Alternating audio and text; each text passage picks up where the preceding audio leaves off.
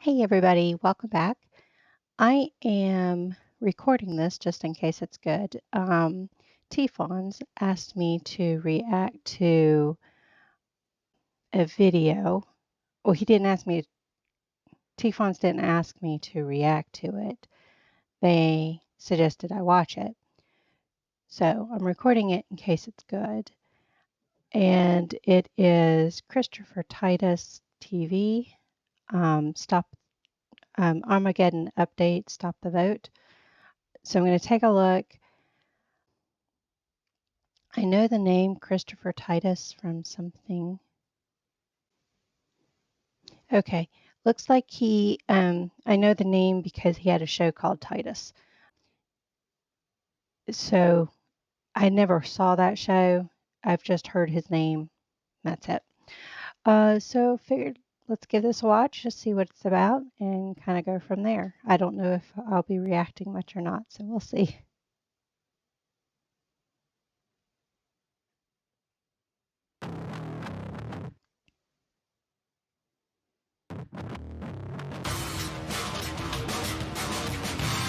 I'm Christopher Titus, and this is the Armageddon Update. And did you vote in the primary election on Tuesday, or did you wait in the line longer than Tom Hanks was on that damn island? It seems that the problem in Georgia was that the campaign manager of the shady-ass Trump-licking Governor Brian Kemp, who was in charge of the election and voting system during his election in 2016, an election he won, what are the odds that the guy in charge of the voting machines and the way votes were counted won that election? What are the odds? 1. Those are the odds. 1. He wins. Those are the odds.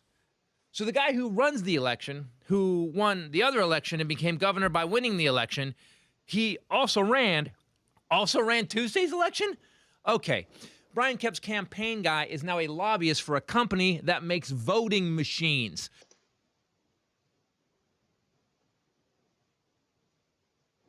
Forgot to make it big. Sorry about that, everybody. We're good now, I think.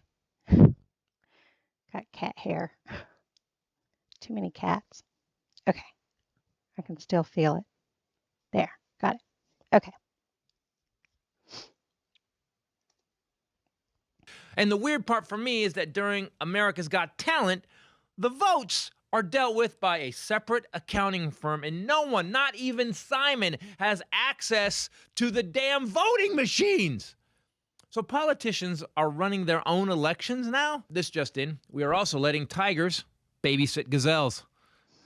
Our country is based on one man or woman, you overwoke meatheads.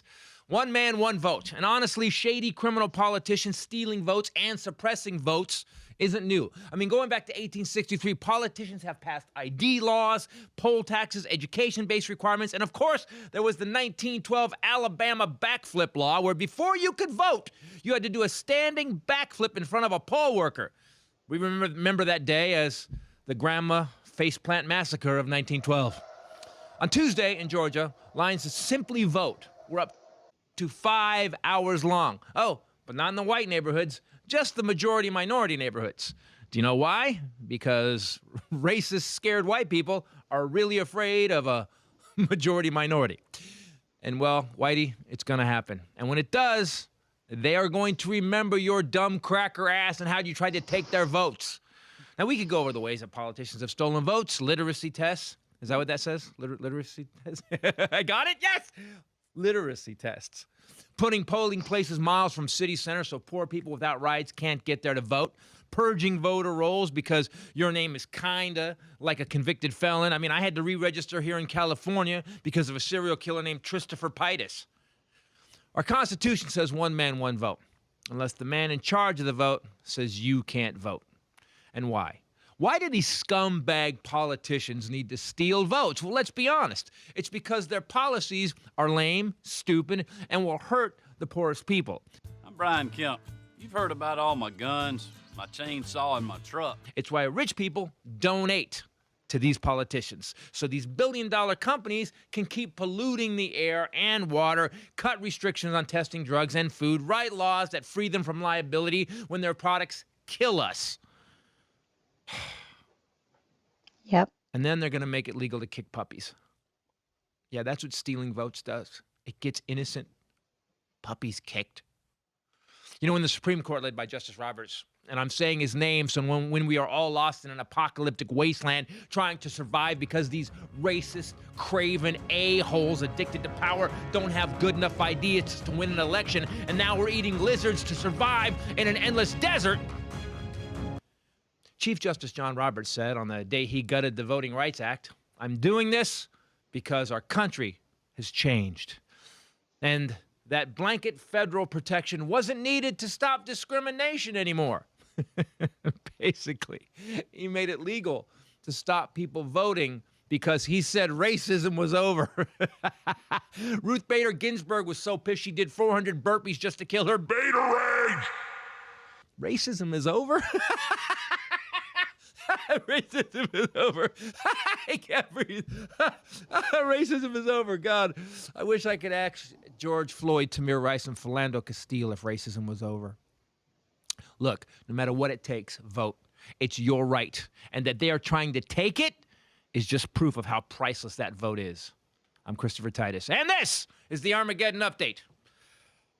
I like the little stickers, too. I think I voted.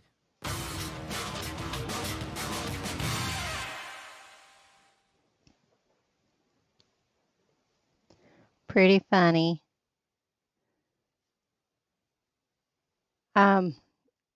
Yeah, what happened down in Georgia was a disgrace. Um, and they really should redo the voting. I haven't kept up with it to see if they've determined to do anything since there was so much um, that went wrong. I know that it's being looked into, and that was the last I heard. Um, yeah. Uh, get out there and vote as best you can. And if you can't vote, pitch a fit. I always said that if you don't vote, you can't complain. So if people started complaining about this political person or that political person, I'd say, well, did you vote? And if they said no, I'd say, can't complain. Now, of course, that depends because some people are not allowed to vote. Like in some states, felons can't vote and stuff like that. So I did keep that in consideration. But otherwise, my blanket statement is can't complain if you don't vote.